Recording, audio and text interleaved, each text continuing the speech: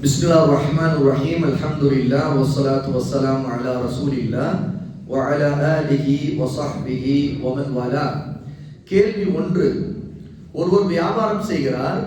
அந்த வியாபார பொருள் முஸ்லிம் அல்லாதவர்கள் பயன்படுத்தக்கூடிய சில சடங்குகள், பூஜைகள், இது போன்றவற்றுக்கு அந்த பொருள் பயன்படுத்தப்படும். இந்த மாதிரியான பொருள்களை நாம் விற்பனை செய்யலாமா? 2 விஷயங்கள் இதில் ஞாபகத்தில் வைத்துக் கொள்ளணும். முதல் விஷயம், ஒரு பொருள் அது அல்லாஹ்வுக்கு இணை வைக்கவோ பாவமான காரியங்களை செய்யவோ மட்டும்தான் பயன்படுத்தப்படும் என்றால் அதை நாம் விற்பனை செய்யக்கூடாது.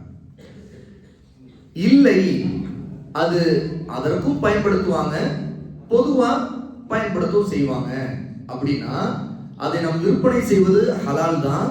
பயன்படுத்துறவங்க எதுக்கு பயன்படுத்தினாங்களோ அந்த கண்ணோட்டத்துல அவங்க மேல அது குற்றம் வரும். உதாரணத்துக்கு தேங்காய் விற்பனை செய்யறது. தேங்காயை நம்ம சாப்பிட்றதுக்கு வாங்குவோம். அதே நேரத்துல முஸ்லிம் அல்லாதவர்கள்ல பலர் அவங்க தாங்க வணங்கக்கூடிய சிலைகளுக்கு அதை உடைக்கவும் செய்வாங்க. இப்போ நாம் அதை விற்பனை செய்ததுனால நம்ம மேல குற்றமாகுமா அப்படின்னா குற்றமாகாது. ஏன்கிட்ட நாம விற்பனை செய்தது அது அல்லாஹ் ஹலாலாக்கிய ஒரு பொருள் தான். ஆனால் அதை பயன்படுத்துறவங்க தவறா பயன்படுத்தினாங்க. உதாரணத்துக்கு கத்தியை விற்பனை செய்தா ஒருத்தர் அதை கொண்டு காய்கறியும் வெட்டலாம், இன்னொரு பக்கம் ஒருத்தர் கொலையும் செய்யலாம். ஒருத்தர் கொலை செய்யறதுக்கு கத்தியை கொண்டு போய் பயன்படுத்தினா அவன் மேலதான் குற்றமா. அப்ப இதுல முதல் விஷயம், இந்த வகையான பொருள்கள், அதாவது 2த்துக்கு பயன்படுத்துற பொருளை விற்பனை செய்யலாம். தேங்காய் போல அல்லது ஊதுபத்தி போல. ஊதுபத்தி பொது வாசனைக்காக வீட்டில் ஏற்றி வைப்போம். அதே நேரத்தில் அதையே முஸ்லிம் அல்லாதவர்கள் தாங்க பூஜை காரணங்களுக்காக என்ன செய்யும், ஊதுபத்தி அங்க கொளுத்தி வைப்பாங்க. அப்ப நான் விற்பனை செய்ததுனால குற்றமாகுமானா? ஆகாது. அதே மாதிரி இன்னொரு வகை இருக்குது, முழுக்க முழுக்க அது ஷிர்க்குக்கும் அல்ல பாவமான காரியத்துக்கும் மட்டும்தான் பயன்படுத்தப்படும் அப்படின்னு நமக்கு உறுதியா தெரியுதா அந்த பொருள் விற்பனை செய்யக்கூடாது. இப்ப எண்ணெய் வகைகள்ல சில எண்ணெய் வகை அது பூஜைக்கு மட்டும்தான் அந்த எண்ணெயை பயன்படுத்துவாங்கன்னு இருக்கும். அது அந்த எண்ணெய்க்கு பூஜை எண்ணெய்னே சொல்லுவாங்க. அந்த எண்ணெய் நாம் விற்பனை செய்யலாமா அப்படின்னா விற்பனை செய்யக்கூடாது. ஏன்னா தெளிவா அது உண்ணவோ அல்லது வேறு தேவைகளுக்கு பயன்படுத்தவோ செய்ய மாட்டாங்க. அது பூஜைக்காக உள்ள எண்ணெய் தான் அப்படின்னா அந்த எண்ணெயை நாம் விற்பனை செய்ய முடியாது. அதே மாதிரிதான் இப்போ அந்த பூஜைக்காக உள்ள சில பொருள்கள், உதாரணத்துக்கு அந்த குங்குமம் அல்லது திருநீர் பயன்படுத்துறாங்களா இல்லையா, திருநீர், இந்த மாதிரி. அதே மாதிரி கற்பூரத்துல அந்த கற்பூரங்கிறது வெறுமனே அந்த ஒரு பட்டன் டைப்ல இருக்கக்கூடிய சின்ன கற்பூரங்கள், அதை பயன்படுத்துறது பூஜைக்காக மட்டும்தான் பயன்படுத்துவாங்கன்னு இருக்கு. அதை நாம் விற்பனை செய்ய முடியாது. ரொம்ப அரிதா கற்பூரங்களை கொஞ்சம் வாங்கி ஏதோ மருத்துவ காரணங்களுக்காக பயன்படுத்துறவங்க இருப்பாங்க. அது ரொம்ப அரிதிலும் அரிது, எல்லாரும் அது பயன்படுத்த மாட்டாங்க. சரி, ஆனா பயன்படுத்தப்படுறது இதுக்காக நமக்கு தெரியும், வாங்குறது இவருக்கு தான் வாங்குவாங்கன்னு பெரும்பாலும் நம்ம அறிந்திருப்போம். இப்படி எதெல்லாம் எந்தெந்த வகையில் உள்ள பொருள்கள் எல்லாம் இப்படி ஹராமானதற்கும் ஷிர்க்குக்கும் இதற்காகத்தான் வாங்கப்படுது அப்படின்னு தெரிந்தா அப்ப அதை நாம் விற்பனை செய்யக்கூடாது. இது முதல் சட்டம். 2வது சட்டம், தேங்காயில ஒருத்தர் விற்கிறாரு. ஆனா அவர் விற்பனைக்காக குவித்து வச்சிருக்கிற இடமே இந்த தேங்காயை சிலைகளுக்கு உடைக்கிறதுக்காகத்தான் வாங்குவாங்கன்னு ஒரு இடமா இருக்கும். என்ன, பக்கத்திலே கோயில் இருக்கும், அந்த இடத்துல அங்க கஸ்டமர்ஸ் அதுக்குன்னு வருவாங்க. அந்த இடத்துல தேங்காய் கடை போட்டா நிறைய அவங்க வாங்கி உடைச்சிட்டு இருப்பாங்க. அதனால நமக்கு நல்ல பிசினஸ் ஆகும் அப்படி போடுறது. இது தெளிவா ஹராம். ஏன்னு கேட்டா, ஒரு பாவத்திற்கு தூண்டவும் அல்ல பாவம் செய்பவருக்கு உதவவும் நாம் ஒரு வியாபாரத்தை திட்டமிட்டு லாப நோக்கத்திற்காக நாம் செய்தால் அது ஹராம் ஆகும். சில நேரங்கள்ல இது இந்த தேங்காய் உதாரணம் போல நம்ம பல உதாரணங்களை எடுத்துக்கலாம். இப்போ ஒருத்தர் ஒரு பொருளை விற்பனை செய்யறார், கத்தியில விற்பனை செய்யறார். நல்லாவே தெரியுது அவன் வாங்கிட்டு போறது ஒரு ஹராமான காரியமோ அல்லது ஒரு கொலை பண்ணதான் கத்தி வாங்குறான். இவன் நல்ல ஒரு அருவாள் அவன் கேட்கறான். சரியா, இந்த அருவாள் அவன் கேட்கறதே கொலை செய்யத்தான் கேட்கிறான்னு தெரிஞ்சிருச்சு இவருக்கு நல்லாவே. அப்போ அதை விற்பனை செய்யலாமா? அப்படின்னு விற்பனை செய்யக்கூடாது. அப்ப அந்த மாதிரி தெளிவா பாவம் செய்ய ஒருவனுக்கு உதவுவது நமக்கு நல்லாவே தெரியுதுன்னா விற்பனை செய்ய. அதை எப்படி நம்ம அவாய்ட் பண்ணணுமோ, அது நமக்கு பாதகம் இல்லாம, நமக்கு பிரச்சனை வராம, என்ன தந்திரத்தின் மூலமா நாம் அது தவிர்க்க முடியுமோ, அதாவது ஒரு பெரிய பாவத்தை தடுக்க சில நேரத்தில் பொய் சொல்ல வேண்டியது, அதாவது இதுல இருந்து தப்பிக்கிறதுக்காக ஒரு நிர்பந்தம் ஒரு பொய் சொல்லி நம்ம தப்பிக்க வேண்டியது வந்தால் கூட அல்லாஹ் அதை மன்னிச்சுப்போம். ஏன்னுட்டா ஒரு பெரிய பாவத்தை தடுப்பதற்காக தான் நாம் என்ன செய்யறோம், அந்த இடத்துல நம்ம தப்பிக்க முயற்சி செய்யறோம். அப்ப அந்த வகையிலான பொய் ஒருத்தர் தன்னை காப்பாற்றிக் கொள்வதற்காக. உதாரணத்துக்கு இப்ராஹிம் அலைஹிஸ்ஸலாத்து வஸலாம் தன்னுடைய ஊர் மக்கள் தன்னை நிர்பந்தித்து கோயில் திருவிழாவை கொண்டு போய் நிறுத்திடுவாங்கும் போது அவங்க சொன்னாங்க, நான் நோயாளியா இருக்கிறேன், என்னால் முடியாது அப்படின்னா. இந்த பொய் அவங்க சொன்னதுக்கு காரணம் அந்த ஷிர்கான கூட்டத்தில், முஷ்ரிக்குடைய கூட்டத்தில் தான் போய் சிக்கிடக்கூடாதுங்கிறதுக்காக தப்பிக்க சொன்னாங்க. ஆனா நோயாளியா இருக்கிறேன்னு சொன்னவங்க என்ன செய்தாங்க, அவங்க எல்லாம் போன பிறகு இருக்கிற சிலைகளை எல்லாம் அன்னைக்கு ராத்திரி உடைச்சாங்க. பாத்தீங்களா? ஒரு பக்கம் ஒரு நன்மை காரணத்துக்கு, நன்மை நோக்கத்துல ஒரு பாவத்திலிருந்து தப்பிக்கிறதுக்காக பொய் சொல்ல வேண்டியது வந்தா சொல்லலாம். ஒருத்தர் டாக்ஸி ஓட்டுறாரு, அவருக்கு நல்லா தெரியுது, கூப்பிடுறாங்க. எது கூப்பிடுறாங்கன்னா கோயில் குளமா அவர் கூட்டிட்டு போய் டாக்ஸில டிராப் பண்ணணும், வெயிட் பண்ணணும், அப்புறம் திரும்பவும் அந்த மக்களை திரும்ப இன்னொரு கோயில் கூட்டிட்டு போகணும். இப்படி ஏதாவது ஒரு ஹராமான காரியத்துக்கு மார்க்கம் தடுத்த ஒரு காரியம். இது வரும் ஷிர்கான இந்த கோயில் குளத்துக்கு கூட்டிட்டு போறது மட்டும் இல்லை, தெளிவா தெரியுது. ஒருத்தவங்க டாக்ஸி எடுக்கிறாங்க, ஆனா அவங்க வந்திருக்கிறவங்க ஒரு ஜினா செய்யறதுக்காக ஒரு லாட்ஜி கூட்டிட்டு போக சொல்றாங்க. நல்லா தெரியுது இவங்க ஜினா செய்ய வந்திருக்கிறவங்க அப்படின்னு. இப்ப நாம டூரிஸ்ட், நாம சேவை செய்யறோம், நாம அதுதான் நமக்கு தொழில், லாட்ஜில் கொண்டு போய் ரூம் போடுறதுக்கு நம்ம ஹெல்ப் பண்றோம் அப்படிங்கிறப்ப அந்த நேரத்தில் நல்லா தெரிஞ்சு ஜினா செய்ய வந்திருக்கக்கூடிய ஒரு ஆணையும் பெண்ணையும் நல்லா தெரிஞ்சே டாக்ஸியில கூட்டிட்டு போய் அவங்கள டிராப் பண்ணி அதுக்கு நல்ல ஒரு கமிஷன் வாங்கிட்டு அதுக்கு டாக்ஸிக்கு நல்ல ஒரு வசூலையும் பண்ணிக்கிட்டு கேட்ட காலம் கொடுத்துட்டு போயிடுவாங்க இந்த ஜோடி அப்படின்னு. அந்த ஒரு ஹராமான ஜோடிக்கு உதவுறதுக்காக அந்த இடத்துல ஒருத்தர் டாக்ஸி ஓட்டி அல்ல ஆட்டோ ஓட்டி சம்பாதிச்சாங்கன்னா அந்த வருமானம் ஹராம். ஏன்னா இது பாவத்தில் சம்பாதித்த வருமானம். அல்லாஹ் அதனால அவர் ஹலாலான சம்பாதித்த வருமானத்தையும் அது உள்ள பரக்கத்தை நீக்கிடுவான். ஏன்னா அது ஒரு பாவத்தினால் வருகிறது, அவருக்கான தண்டனையா மாறிடும். அவர் தெளிவா தெரிஞ்சிச்சுன்னா நம்ம அதை தவிர்த்தணும். அதுக்கு எப்படி தவிர்க்கணுமோ அவாய்ட் பண்ணிடணும். இல்லைங்க என்னால் முடியாதுங்க, நான் அங்க வர முடியாதுங்க அப்படின்னு சொல்லிட்டு எவ்வளவு நம்ம முடியுமோ அதை விட்டு தவிர்த்தணும்.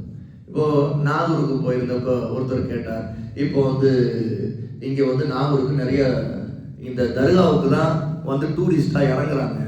அப்போ நான் முஸ்லிம்ஸ் வராங்க, நிறைய நான் முஸ்லிம்ஸ் வராங்க, அப்போ முஸ்லிம்ஸ் வராங்க. இப்போ அவருக்கு என்ன கேள்வினா, இந்த மாதிரி நம்ம முஸ்லிம்ஸ் மட்டும் நம்ம கொண்டு போய் தர்காவில் விட்டா தப்பு இல்லை, நான் முஸ்லிம்ஸ் விட்டுறதாரு. அவர் கேள்வி எப்படி வருது? கேள்வி நான் முஸ்லிம்ஸை தர்காவில் விடணும், முஸ்லிம்ஸை விட்டுறலாம்ல, எனக்கு ஜியாரத் செய்யத்தான் போவாங்க அப்படின்னு. முதல் விஷயமே ஜியாரத்துக்காக ஒரு பயணம் செய்து வருவதை மார்க்கம் தடுக்கப்பட்டது. எப்படி? ஜியாரத்துக்காக பயணம் செய்வதை தடுக்கப்பட்டது.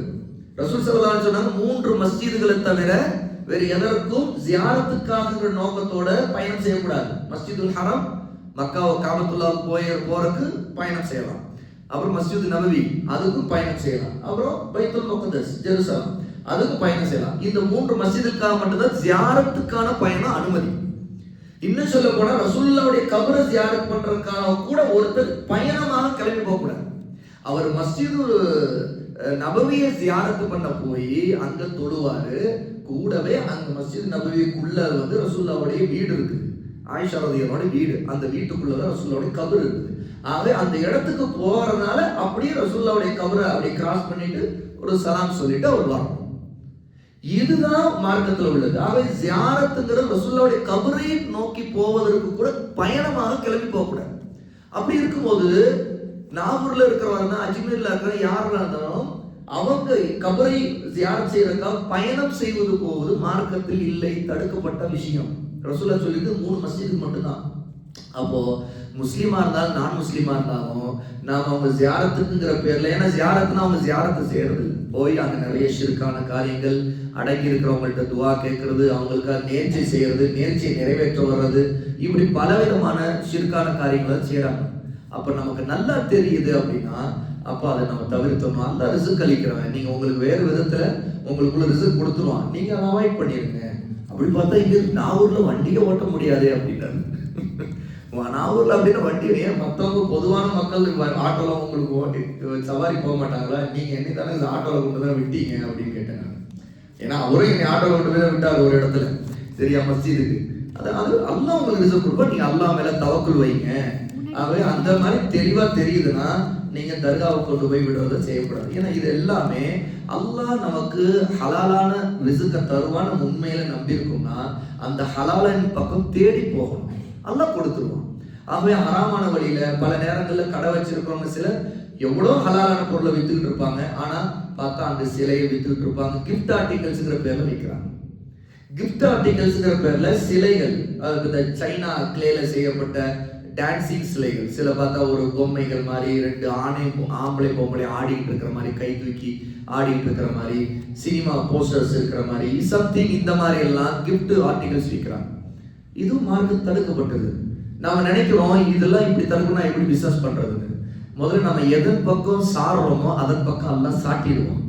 இதுதான் முதல்ல புரிஞ்சுக்கணும். நமக்கு தெரியுது நம்ம அல்லாஹ் பக்கம் சார்ந்தோம்னா இது எதன் பக்கம் எனக்கு தேவையில்லைன்னு முதல்ல நினைக்கணும். நீயத்தை முதல்ல சரி செய்யணும். நீயத்தை சரி செய்யல அப்படின்னா நாம அந்த ஹராமின் பக்கம் தான் சார்ந்து அதுலதான் எனக்கு ரிஸ்க் நினைச்சோம்னா அல்லாஹ் அதன் பக்கமே சாட்டிடுவான். சாட்டிட்டான்னா அது நரக தண்டனை தான் நமக்கு. அது ஒரு நரக தண்டனை. சுபஹான அல்லாஹ் பாதுகாக்கணும். ஆக நம்முடைய ரிஸ்க்கு தேடக்கூடிய அந்த வழியை நம்ம அல்லாஹ்வின் பக்கம் சாட்டணும், அவனோட உதவி கேட்கணும், அவனுக்கு அஞ்சணும். ஹராமானது தெரிஞ்சிச்சுன்னா அல்லாஹ்வுக்கு பயந்து விட்டுறணும். அல்லாஹ் ஹலாலான வழியில நம்மளுடைய ரிஸ்க்கு விசாலமா பரக்கத்தா, குறைவா சம்பாதிச்சா கூட அதுல பரக்கத்தை அல்லாஹ் வச்சிருப்பான். சிலர் ஹராமான வழியில நிறைய சம்பாதிப்பாங்க, ஆனா அல்லாஹ் அதுல பரக்கத்தை வைக்க மாட்டான். அவங்களோட வாழ்க்கையில பல சோதனைகள், பல நஷ்டங்களை, பல பிரச்சனைகள் அவங்க சந்தித்து கொண்டே இருப்பாங்க. அது எல்லாமே அவங்களுக்கு ஒரு தண்டனையா இருக்குங்கிறத கூட அவங்க உணராம இருப்பாங்க. ஆக இதுல கவனமாக இருக்கணும். இது முதல் விஷயம். அடுத்து இரண்டாவது கேள்வி, பெண்கள் தொழும் இடத்தில் முதல் சஃபை விட்டு நின்று தொழ வேண்டும் என்று கூறி இன்று தொழுதோம். எங்களுக்கு சுத்ரா சுவர் இருக்கும் போது இவ்வாறு தான் நின்று தொழ வேண்டுமா? சிறிது விளக்கவும். பெருநாள் தொழுகையின் போதும் இவ்வாறு தான் தொழ வேண்டுமா? ஏற்கனவே இடப்பற்றாக்குறை சற்று விளக்கவும். பெண்கள் தொழுகைக்காக நிற்கும் போது, ஜமாத் தொழுகையில நிற்கும் போது இமாம் பின்னே நிற்கும் நிலையில் தான் அந்த சஃபுடைய அமைப்பு தொடங்கும். முதல் சஃப், அதாவது பெண்களுடைய சஃபுடைய முதல் சஃப் எப்படி இருக்குன்னு கேட்டா, இப்ப நம்ம மேலும் கீழுமா இருக்கிறோம் போது இமாம் நிற்கக்கூடிய இடம் எந்த இடத்துல அவர் நிற்கிறாரோ அங்கிருந்து மேல் நோக்கி அப்படியே அவருக்கு நேரா நிற்கக்கூடாது. என்கிட்ட அது இமாமை பின் தொடர்வதுல வராது. எப்படி இருக்குன்னா, இப்ப இமாம் கீழே நிற்கும் போது ஆண்கள் நிற்பாங்க இல்லையா, ஆண்கள் பின்னாடி நிற்பாங்க. அவங்களுடைய முதல் சஃப் எப்படி தொடங்குது அதே மாதிரிதான் பெண்களுடைய சஃப் மேல தொடங்கணும். இமாமுக்கு முந்தி கொண்டு நிற்பதோ அல்லது இமாமுக்கு நேராக நிற்பதோ கூடாது. அதுதான் இது உள்ள சட்டம். ஆகவே கீழே நிற்கக்கூடிய இமாம் நிற்கக்கூடிய இடம் மெஹ்ராபுடைய இடம் இருக்குது, அதிலிருந்து பின்னாடி அவ்வளவுதான். அதாவது ஆண்கள் நிற்கிற இடத்துக்கு நேரா தான் பெண்கள் நிற்கணும். அந்த சஃப் தொடங்குறது முதல் சஃப் அப்படி தொடங்கணும். இடப்பற்றாக்குறை அப்படிங்கிற நெருக்கடி உண்மையிலே வந்துச்சுன்னா கொஞ்சம் எவ்வளவு அட்ஜஸ்ட் பண்ண முடியும் அட்ஜஸ்ட் பண்ணலாம். அந்த மாதிரி நேரத்துல இமாம் கொஞ்சம் முன்னாடி போய் நின்று கொள்ளலாம் இடம் இருந்தால். இதையெல்லாம் தாண்டி இடப்பற்றாக்குறை உண்மையிலே இருக்குங்கிறா, அதற்கு மேல மொட்டை மாடி இருந்துச்சுன்னா அங்க போய் தொழலாம். இந்த மாதிரி அட்ஜஸ்ட் பண்ணிக்கணும். சில இடப்பற்றாக்குறைங்கிறது இமாமுக்கு முன்னாடி வந்து நிற்க முடியாது, சரியா? பெண்களுக்கு சரி ஆண்களுக்கு சரி. அதனால ஆண்களே நிற்கும் போது கூட அந்த சஃப்ல இடப்பற்றாக்குறை இருந்தா இமாமோடு நேரா நிற்க மாட்டாங்க, கொஞ்சம் இமாம் முன்னாடி தள்ளி நிற்பாரு. இமாம் அட்லீஸ்ட் ஒரு ஸ்டெப்பாவது இமாம் முன்னாடி தள்ளி நிற்பாரு. அப்ப இந்த அளவுக்காவது, அதாவது இடப்பற்றாக்குறை இருந்துச்சுன்னா ஒரே அடியா சஃபுடைய நீளம் வந்து ரொம்ப அதிகமா இல்லாம குறைச்சிக்கலாம். ஆனா இமாமுக்கு நேராக இல்லாம அல்ல இமாமுக்கு முந்தி விடாம நாம பார்த்துக்கணும். இதுதான் அடிப்படை. இதே முறைதான் பெருநாள் தொழுகையில. பெருநாள் தொழுகையில பெரும்பாலும் திடல் லைட்ஸ் இருக்கும் அல்லது வந்து மஸ்ஜிதிலே இருந்தாலும் நாம என்ன செய்யணும் கேட்டா, இமாம் இருக்கின்ற இடத்திற்கு கொஞ்சமாவது பின்னாடி தள்ளி, அதாவது ஒரு ஸ்டெப்பாவது பின்னாடி இருந்து சஃபா தொடங்க பார்க்கணும். இடம் முன்னாடி இருக்குதுன்னா அதுதான் நம்ம செய்ய முடியும், இருக்கிற இடத்த வச்சு. அதை தாண்டி வேறு வழி இல்லைன்னா நம்ம வந்து மேலே எங்க போய் தொட முடியுமோ தொடலாம், அல்லது வேறு வழி இல்லை இடம் பற்றாக்குறதுனால பின்தொடர முடியலன்னா அந்த அந்த அந்த ஜமாத்தை நிறைவு செய்துட்டு அடுத்த ஜமாத்தை இன்னொரு ஜமாத் பெண்கள், அப்போ இமாம் முடிச்சிட்டாலும் சரி, பெண்களிலேயே ஒருத்தர் என்ன செய்யலாம்னு கேட்டா பெண்களுடைய சஃபோடையே நேரா ஒரே சஃபுல இமாமாக இருக்கிற பெண்ணும் அவங்க நின்று கொண்டு அவங்க தொழுகை நடத்தி நிறைவு செய்யும். பெண்கள் சஃபுல அவங்களுக்கு வந்து இமாமத் செய்யும் போது ஆண் இமாமை போல முன்னே தள்ளி நிற்கக்கூடாது, அந்த சஃபோடு தோளோடு தோல் சேர்ந்துதான் பெண்கள் நிற்க வேண்டும். அதுக்கு அடுத்தது பாலூட்டு பெண்கள் நோன்பு வைக்க தவறும் பட்சத்தில் அதற்கு பகரமாக ஒருவருக்கு நல்ல உணவு அல்லது 550 கிராம் அரிசி 30 நோன்புகளுக்கு மொத்தம் 16.5 கிலோ அரிசி ஒரு நபருக்கு கொடுக்க வேண்டுமா, அல்லது 4 அல்லது 5 நபருக்கு தரலாமா, ரமதான் மாதத்தில் தர வேண்டுமா, பின்னர் தர அவகாசம் உண்டா? ரமதான் மாதத்திலே கொடுத்தாலும் சிறந்தது, இல்லை என்றால் பின்னர் அடுத்து கொடுக்கலாம், ரமதான் முடிந்த பிறகும் கொடுக்கலாம். ஆனால் எவ்வளவு சீக்கிரம் கொடுக்கணுமோ கொடுக்கணும். ஏன்கிட்ட இது ஃபித்யா, அதாவது ஒருவர் நோன்பு வைக்க முடியாத நேரத்துல, அந்த தவிர்க்க முடியாத நேரம். இதுல பாலூட்டும் பெண் கர்ப்பிணி பெண்களுக்கு உள்ள சலுகை என்னன்னு கேட்டா, அவங்க நான் நேற்றே விளக்கினேன், அப்ப பெண்கள் நேற்று இருந்தீங்களா தெரியல, அந்த கேள்விக்கு நான் விவரமாவே சொன்னேன் பதில். முதல் விஷயம், அவர்களுக்கு சக்தி இருந்தால் நோன்பு வைக்கணும், இல்லை அப்படின்னா ரெண்டாவது விஷயம் அவங்க நோன்பு விட்டுடலாம். அந்த நோன்பு பின்னாடி கதா செய்ய முடியும் அப்படின்னா கதா செய்வது சிறந்தது. இல்ல கதா செய்வது முடியாத நிலை இருக்கும் அப்படின்னு இருந்தா அப்போது ஒரு நோன்புக்கு பகரமா ஒரு ஏழைக்கு உணவளிக்கணும். இதுல 2 வகை இருக்கு. ஒண்ணு உணவா கொடுக்கறது, ஒரு வேளை சாப்பாடு. ஒரு ஏழைக்கு ஒரு நாளுக்குரிய நோன்புக்கு ஒரு வேளை சாப்பாடா கொடுக்கறது சிறந்தது. இல்லை முடியாவிட்டா அந்த ஃபித்யாவுடைய அளவு ஒரு 550 கிராம் அரிசி ஒரு நாளுக்கான அந்த கணக்குப்படி. அப்போ 30 நாளைக்கு கணக்கிட்டு கொடுக்கிறோம்னா ஒரு மூட்டையாகவே ஒருத்தருக்கு கொடுத்தாலும் தவறல்ல, அல்லது அதை பகிர்ந்து ஒரு 4-5 பேருக்கு பிரிச்சு கொடுத்தாலும் தவறல்ல, ரமதான்லயே கொடுத்தாலும் சிறந்தது. ஏன்னா ரமதான கொடுக்கும் அன்று அப்போ அந்த கடமை முடிச்சுடுவீங்கன்னு அர்த்தம், அன்னைக்குள்ள கடமை. அல்லது ரமதான் 30 நாள் முடிஞ்சோடனே உடனே ஷவ்வால் முதல் நாளோ அல்லது 2வது நாளோ உடனே கொடுத்துடணும். ஏன்னா தாமதப்படுத்த ஃபித்யாவை நிறைவேற்றாத குற்றம் நம்ம மேல இருந்துகிட்டு இருக்கும். அதனால சீக்கிரமா கொடுக்கிறது சிறந்தது இன்ஷா அல்லாஹ். பெருநாள் தொழுகை நபி ஸல்லல்லாஹு அலைஹி வஸல்லம் திடலில் தான் தொழ வைத்தார்கள். பள்ளியில் தொழுதால் கூடுமா? கூடும். திடலில் தொழுவது சிறந்தது, அது ஒரு சுன்னா. ஆனால் திடலில் தொழ முடியவில்லை என்றால் பள்ளியிலே தொழுது கொள்ளலாம். ஏன்னா இங்க முதல் சட்டம் என்னன்னு கேட்டா, நாம முதல்ல திடலில் தொழுகிறோம்னா ரசூலுல்லாஹ்வுடைய அந்த சுன்னாவை முழுக்க நாம் நிறைவேற்றுவது இல்லை, எங்கேயுமே நிறைவேற்றப்படுறது இல்லை.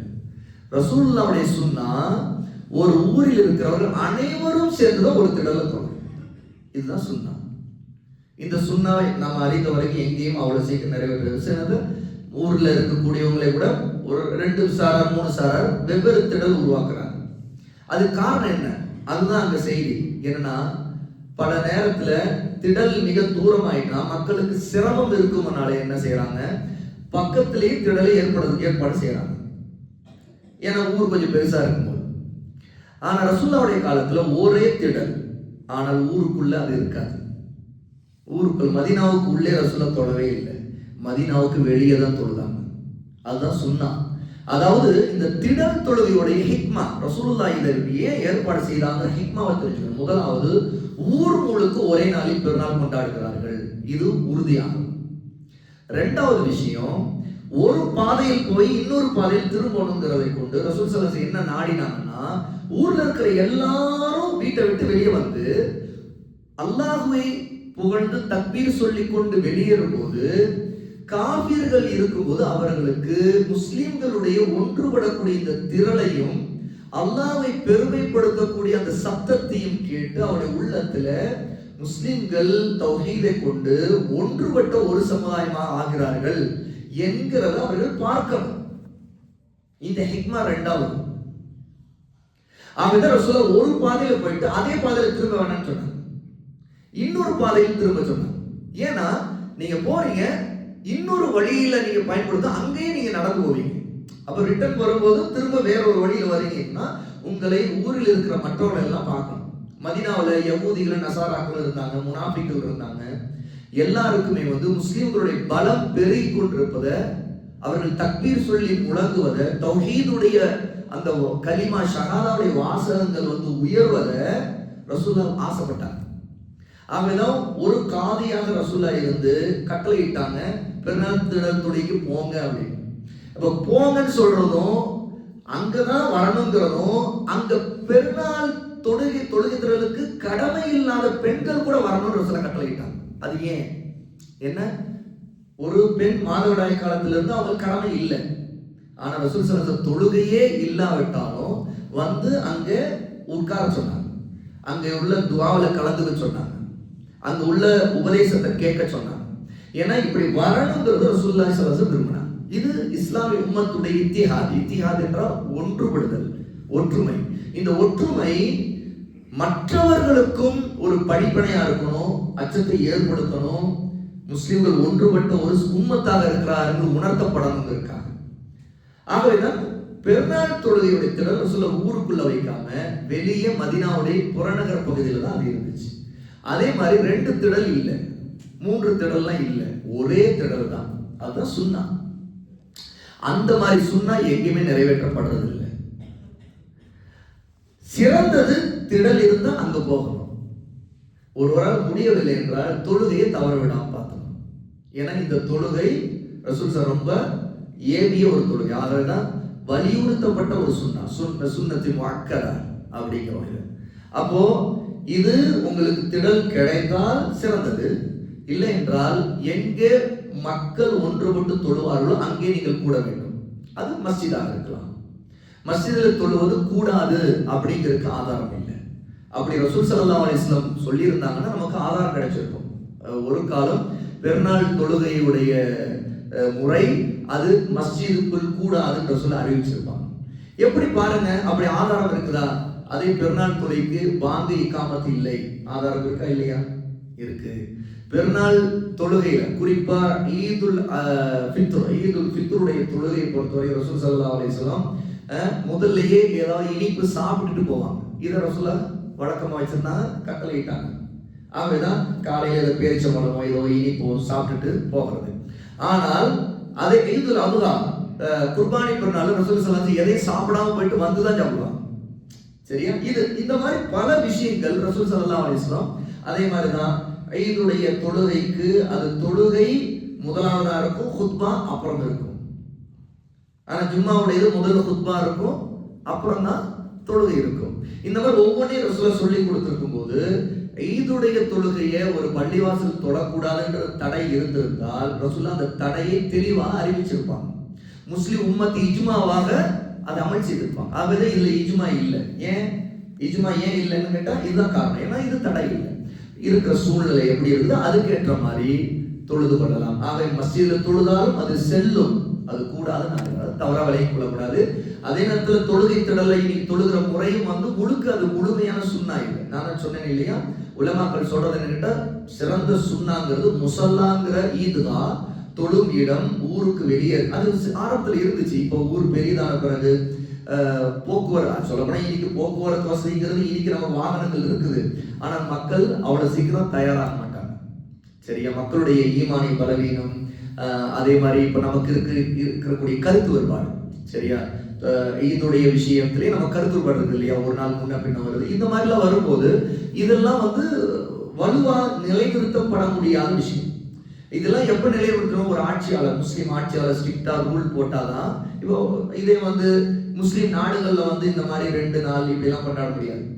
அப்ப அங்க வேற ஏன்னு கேட்டா அங்க காதியுடைய சட்டம் தான் அறிவிப்பு செய்து அதுதான் அமல் செய்யணும். ரசூலுல்லாஹ் காலத்துல இந்த சட்டம் அதுதான். தகவல் இன்னைக்கு பரவலான பிறகு இதுல கருத்துப்பாடு அதை எடுத்துக்கொள்றது இந்த மாதிரி சில விஷயங்கள்னால இந்த ஒரு 2-3 நிலையெல்லாம் வந்துருச்சு. பெருநாள் திடலும் பல திடல்கள் உருவாகுது. நிறைய ஊர்கள்ல ஒரே நாள்ல தான் பெருநாளே இருந்தாலும் திடல்கள் பல இருக்கும். அது சுன்னாவே இல்லை. ரசூலுல்லாஹ்வுடைய நோக்கமும் அது இல்லை. ரசூலுல்லாஹ் ஒரு திடல் தான் வச்சிருந்தாங்க. ஆகவே திடல் இருந்தால் அதுல சேர்ந்து கொள்ளணும். சுன்னாவின் மக்கள் இருந்தாங்கன்னா அவங்களோட சேர்ந்து கொண்டு தொழணும். இல்லாத பட்சத்துல மஸ்ஜிதிலேயே நீங்கள் தொழுது கொள்ளலாம் இன்ஷா அல்லாஹ். அடுத்த கேள்வி, ஒரு நோன்பு திறப்பதற்கு உதவினால் நோன்பு வைத்திருக்கிற கூலியை போல இவருக்கும் கிடைக்கும். இவ்வாறே சகர் உணவிற்கு ஏற்பாடு செய்தால் நோன்பிற்குரிய கூலி கிடைக்குமா? அது ஒரு தர்மம். நோன்பிற்குரிய கூலின்னு சொல்லல, அது ஒரு தர்மம். நோன்பு திறப்பது என்பது ஒரு நோன்பை நிறைவு செய்து திறக்கிறார். சரிங்களா? நோன்பு திறக்கிறவர் நோன்பை நிறைவு செய்கிறார்.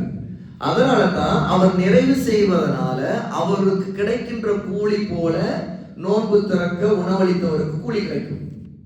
ஆனா சஹர் செய்கிறவரை பொறுத்த வரைக்கும் அவர் நோன்பை இனிமேல் தான் ஆரம்பிக்கணும். ஆக அதற்கு ரசூல் ஸல்லல்லாஹு அலைஹி வஸல்லம் அப்படிப்பட்ட வார்த்தைகளை சொல்லல. ஆனால் எதுவுமே அது தர்மமாக இருக்கும். ஒருவருக்கு நம்ம கொடுக்கிற தர்மமாக தான் இருக்கும். இதை நம்ம ஒரு வித ஆடம்பரமா ஆக்கக்கூடாது. அல்லது அதில் இருக்கக்கூடிய ஒரு வீண் விரயமா மாற்றக்கூடாது. இன்னைக்கு உம்மத்துல அந்த சகர் உணவு, நோன்பு திறக்கும் நிகழ்ச்சி, இது எல்லாமே ஒரு வீண் விரயமாகவும் ஒரு பக்கம் அரசியலாகவும் மாறிடுச்சு. அதனுடைய இபாதத்துடைய உணர்வை அடிமாக்கிடுச்சு. ஆக இது சிறந்ததும் இல்லை. இன்னைக்கு நம்ம என்ன பார்த்துட்டு இருக்கோம் அது மிக சிறந்தது இல்லை. உண்மையிலே பார்த்தா சகர் செய்ய வர்றவங்களும் சரி, அல்ல நோன்பு திறக்கிறதுக்காக அந்த விருந்துல அது பிரியாணி அதுவா இருந்தாலும் சாப்பிட்றவங்க சரி, வசதியானவங்க தான் சாப்பிட்றாங்க. ஏழைகளும் சாப்பிடுவாங்க. ஆனா உண்மையிலே பத்தி போய் சேர்றதுல ஏழைகளுக்கு எல்லாருக்கும் போய் சேர்ந்ததுதான் சொல்ல முடியாது. உண்மையா இல்லையா? அதுல சில விஷயங்கள் நம்ம எப்பவுமே சில விஷயங்கள் நம்ம ரொம்ப வர மீறி போயிடுவோம். அதுதான் நடக்கிறது இதுலயும்.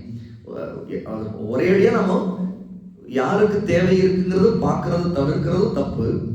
அதே நேரத்துல முற்றிலும் நம்ம இதெல்லாம் தப்பா அப்படின்னு அப்படி சொல்ல முடியாது. ஆனா எந்த வடிவத்துல அது காட்சி மாறுது, அதோடைய வடிவம் எப்படி மாறிட்டு போகுது அப்படிங்கிறது பார்க்க முடியுது. இன்னும் சொல்ல போனா சகருடைய உணவுலேயே சிறந்த ரசூலா சொன்னது என்ன தெரியுமா? பேரிச்சம்பழம். எங்கேயாவது வரலாறு நீங்க கேள்விப்படுற சகர் உணவு தான் போடுறாங்க, பேரிச்சம்பழம் கொடுக்குறாங்கன்னு. ஆனா ஹதீஸ் ரொம்ப தெளிவா இருக்குது. உங்களின் சகருடைய உணவில் மிகச்சிறந்தது பேரிச்சம்பழங்கிறாங்க சொல்லலாம். அப்ப என்ன கருத்து? பேரிச்சம்பழத்தை நீ சாப்பாடு மாதிரி சாப்பிட முடியுமா? முதல்ல சகர் சாப்பிட்றதுக்கு அர்த்தமே நைட்டு வரைக்கும் சேர்த்து மொத்தமா சாப்பிடணும் முதல்ல நினைக்கவே கூடாது. ஏன்னா அப்படித்தான் நம்ம சாப்பிட்டுட்டு இருக்கோம். மக்கள் எப்படி நல்லா சாப்பிட்டுக்குப்பா, இன்னைக்கு வெயில் வேற அதிகமா இருக்கும், ரொம்ப பசி வந்துட்டு போகுது, எப்படி அப்போ வெயில் அதிகமாயிரும், பசி அதிகமாயிரும், நல்லா வெட்டிடு அப்படின்னு சொல்ற அளவுக்கு தான் இன்னைக்கு சகர் சாப்பிட்றது இருக்கு. அப்ப இது நோன்பின் நோக்கத்தை கூட போக்கிடுச்சு. அப்போ பசி வராம பார்த்துக்கணுங்கிறதா அங்க நோக்கமா இருக்குது. ஆனா ரசூலா சொல்றாங்க பேரிச்சம்பழம். ஏன் சகாபாக்கள் அவங்களுடைய சகர் செய்த நேரம் ரொம்ப குறைவா இருந்திருக்கு. இதுதான் காரணம். ரசூலா பேரிச்சம்பழம் சாப்பிட்டு நோன்பு வச்சிருக்கிறாங்க அப்படின்னா அந்த சகருடைய நோக்கம் என்ன? அது பரக்கத்து பெறுவதுதான். அல்லாஹ்வுடைய பரக்கத்து அந்த நேரத்தில் அல்லாஹ் கொடுக்குற பரக்கத்தை அடையும். அது ஒரு பேரிச்சம்பழமா இருந்தாலும் அதை கொண்டு அந்த பரக்கத்து கிடைச்சிடும். ஆகவேதான் நம்ம முடிஞ்சா சாப்பிட்ற சாப்பாடோட ஒரு பேரிச்சம்பழம் சாப்பிட்றதுக்கு அந்த பழக்கத்தை வச்சுக்கணும். ஏன்னா அது ரசூலா சிறந்ததுன்னு சொல்லியிருக்காங்க. ஆகவே அப்படி அந்த சுண்ணத்தை நிறைவேற்ற அப்படி நினைச்சா பாருங்க. இன்னைக்கு பாத்தீங்கன்னா பிரியாணி போடு, அது போடு, இது போடு, பெரிய விருந்து, பெரிய கல்யாண விருந்து மாதிரி பெரிய ஒரு கோலாகலம், ஒரு பெரிய கொண்டாட்டம் நடந்துகிட்டு இருக்குது. அதெல்லாம் என்ன? இதெல்லாம் உம்மத்துல நம்ம எப்பவுமே பல விஷயங்கள் ரசூலுல்லாஹ் இதெல்லாம் சிறந்ததாக சொல்லி கொடுத்துருப்பாங்களே, சஹாபாக்கள் செய்திருப்பாங்களே, செய்யல. இன்னும் சொல்ல போனா இது பல நேரங்கள்ல உம்மத்தின் மீது பல நற்காரியங்கள் தடையாக மாறுது. அதுக்காக வசூலிக்கிறது, அந்த பணத்தை பெரிய அமௌண்ட்டை கொண்டு போய் சாப்பாட்டுக்காக போடுறது, இப்படி பல விஷயங்கள் அது சிதறுது. அதாவது அதனுடைய உம்மத்து இன்னும் அதை விட சிறந்த நன்மையான காரியங்களில் ஈடுபடுவதை காட்டிலும் இது செய்யறாங்க. முதல்ல எல்லாம் இந்த மாதிரி இருந்துச்சா? முதல்ல நோன்பு திறக்கிறதே நினைச்சு பாருங்க. இன்னைக்கு எவ்வளவு சிரமப்பட்டு செய்துட்டு இருக்கிறாங்க நிறைய பேர். அதுக்காக நிறைய நோன்பு திறக்கிற முதல்ல கஞ்சி மட்டும் தான் ஒரு காலம் இருக்கும். இப்போ நமக்கெல்லாம் ஞாபகம், சின்ன பிள்ளைங்க நம்ம மஸ்ஜிதில் கஞ்சி இருக்குன்னு சொல்லி நோன்பு திறக்க போகும்போது கொஞ்சம் வடை வாங்கிட்டு போறது, கொஞ்சம் பேரிச்சம்பழம் வாங்கிட்டு போறது, ஏதாவது வீட்டில் இருக்கிறத எடுத்துட்டு போறது, போய் அங்க இருக்கிறவங்களோட உட்காந்துக்கிட்டு அவங்களுக்கு நம்ம கொஞ்சம் கொஞ்சம் வைப்போம். அந்த பகிர்ந்து உண்ணுவதெல்லாம் அதெல்லாம் இருந்துச்சு. இன்னைக்கு அதெல்லாம் அடிபட்டு போச்சு. ஏன்னுட்டா ஏற்கனவே ரெடியா எல்லாமே தட்டில் தயாரா, அது நம்ம சாப்பிட முடிகிற அளவுக்கு நிறைய வைக்கிற அளவுக்கு அடுத்து அதை முடிச்சுட்டு அடுத்த சீக்கிரம் தொழுது முடியுமா அந்த பிரியாணி வாசு தூக்கிட்டு இருக்குன்னு சொல்லி உடனே போய் அங்க அதுக்கு உட்காருப்பான் அப்படிங்கிற அளவுக்கு தான் இன்னைக்கு நம்முடைய நிலைமை இருந்துகிட்டு இருக்குது இல்லையா? அப்போ இதெல்லாம் ஒரு விதத்தை நம்முடைய சுகுதுங்கிற உலக பற்று இல்லாம இருக்குல்ல, அது மொத்தமா அடிச்சிருச்சு.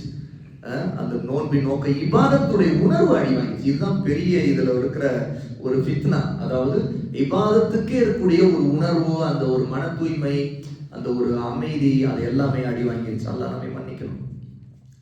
ஃபித்ரா 2 அரிசி தான் கொடுக்க வேண்டுமா? மாறாக பணமாக கேட்போருக்கு கொடுக்க கூடாதா?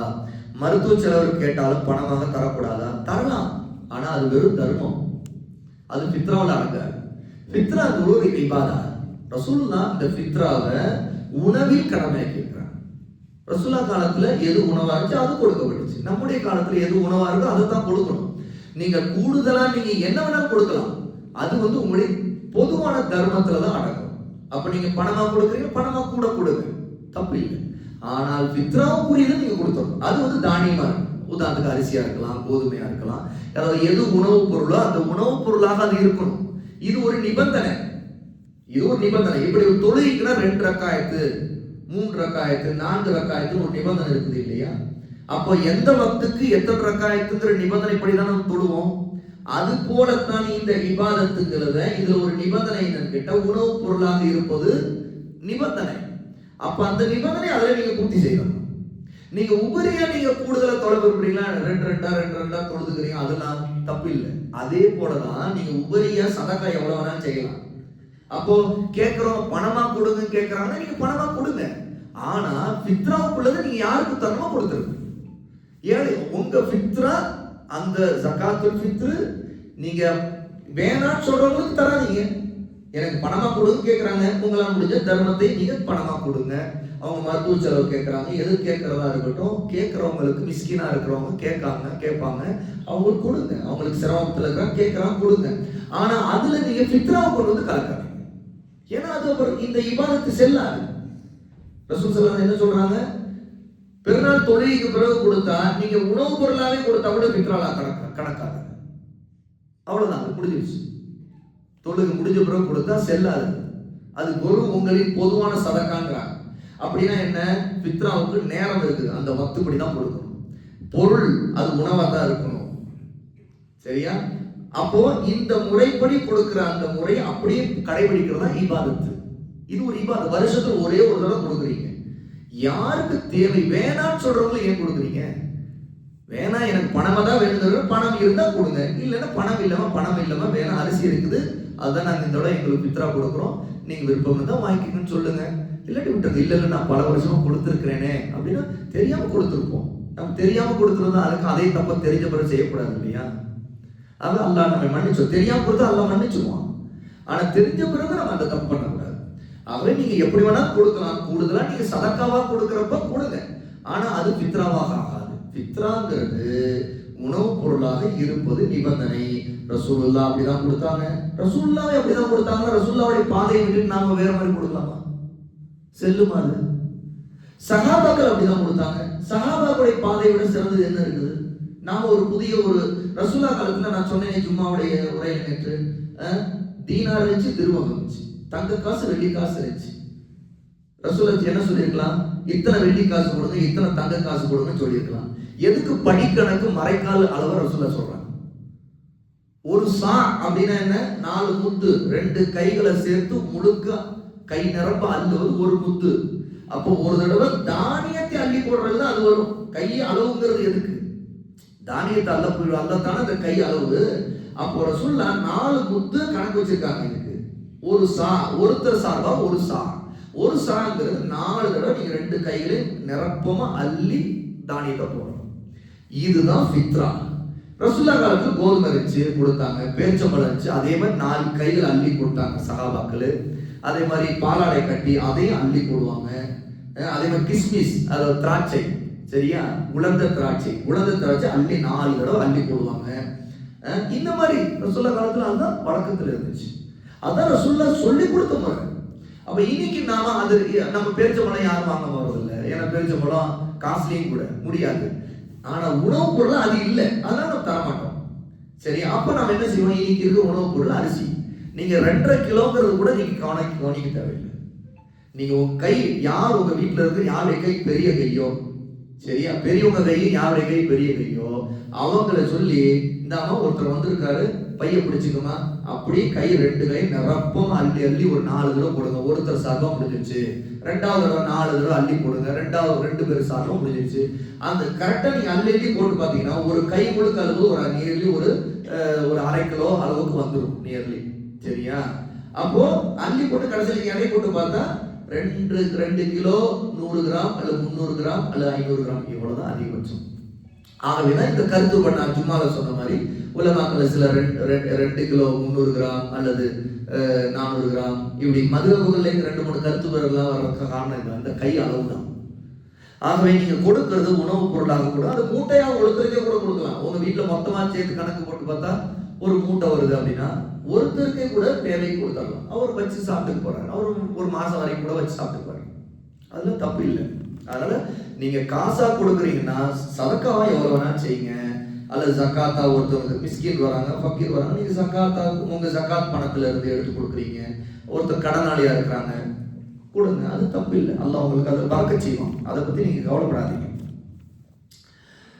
என்னுடைய தங்கை நகைகளுக்கு வருடா வருடம் எனது கணவர் ஜக்காத் கொடுத்து வந்தார். இந்த வருடம் அவரிடம் பணம் இல்லை. ஓரிரு மாதங்கள் அவரிடம் பணம் வந்துவிடும். ஓரிரு மாதங்கள் கழித்து ஜக்காத் கொடுக்கலாமா? தாமதிக்க கூடாது, தாமதம் செய்வது கூடாது. ஜக்காத்துடைய பொருள் உரியவர்களுக்குரியது.